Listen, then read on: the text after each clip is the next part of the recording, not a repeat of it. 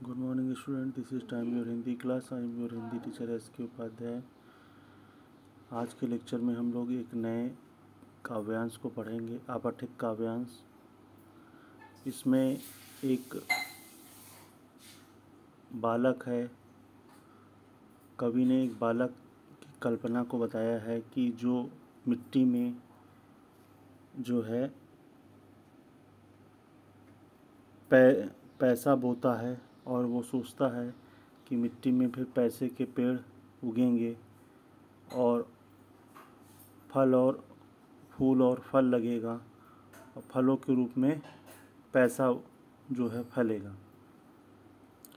उसके बारे में, उसकी कल्पना के बारे में कवि ने इस काव्यांश को लिखा है। मैंने बचपन में छिपकर पैसे बोए थे, सोचा था पैसों के प्यारे पेड़ उगेंगे, रुपयों की कलदार मधुर फसलें खनकेंगी। कलदार का मतलब शाखाओं वाली। पेड़ में कई कल्ले होंगे और जितनी ज़्यादा शाखाएं होंगी उतनी ज़्यादा फल और फूल होंगे, उतने ज़्यादा पैसे होंगे।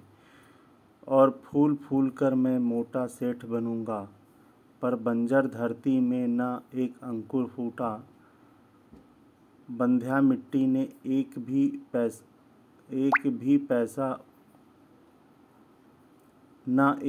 पैसा उगला। मैं हताश हो बाट जोड़ता रहा दिनों तक। बाट का मतलब इंतज़ार करता रहा कई दिनों तक। बाल कल्पना के अपलक पावड़े बिछाकर मैं अबोध था। अबोध का मतलब जिसको ज्ञान नहीं था। मैंने गलत बीज बोए थे, ममता का रोपा था, तृष्णा को सींचा था।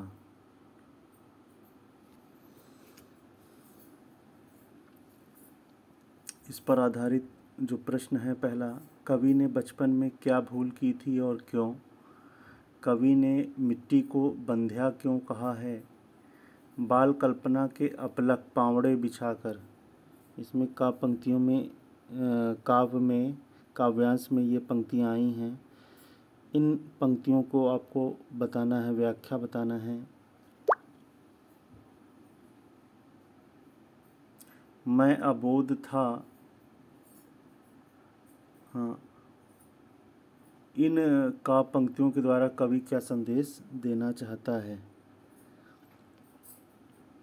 अब इसके क्वेश्चनों को भी समझ लीजिए।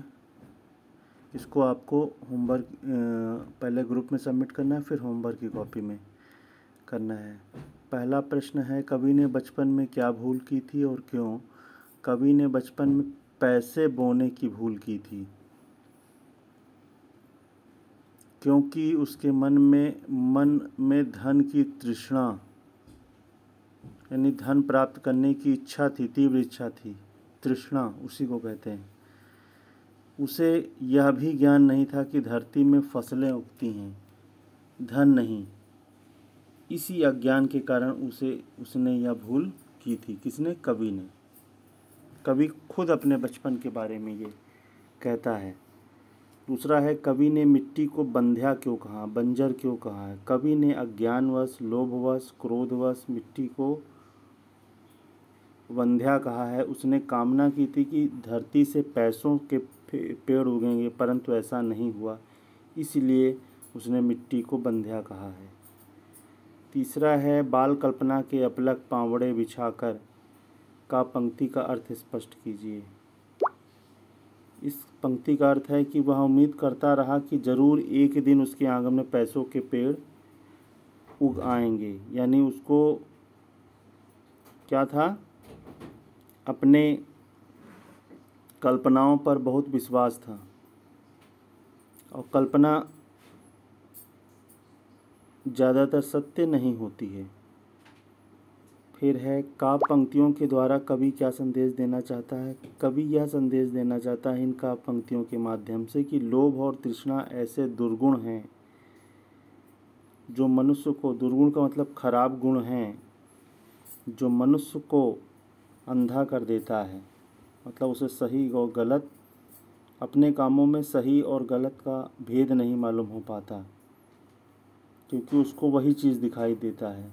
ये दुर्गुण मनुष्य की विचार शक्ति को नष्ट कर देते हैं, अतः इनसे बचकर रहना चाहिए। तो ये चारों प्रश्नों की व्याख्या भी हमने कर दिया, उसके उत्तरों की। अब आपको इसको समझना है, क्योंकि अभी तक काव्यांश